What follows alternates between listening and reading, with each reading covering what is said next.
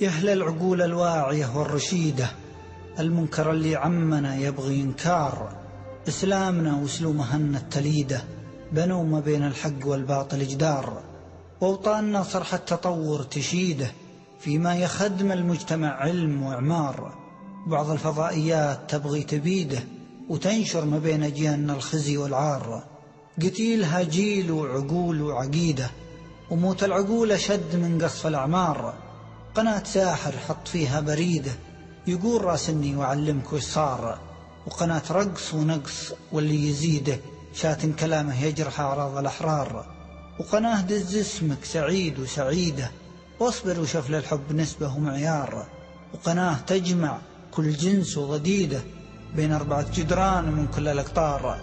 واسهر وشجع يمكن اللي تريده يفوز ويسمونه العالم ستار. وراع القناة أهم حاجة رصيده لا لامته نفسه ولا خاف من نار. وترى الفضائيات فيها المفيدة ما ننكر إنها فدجة مثل الأنوار. قناة دين وعلم وأشياء حميدة، تاريخ وأشعار وثقافات وأخبار. باسم الضمير أقولها في قصيدة يكفي خراب بيوت وأفكار وديار.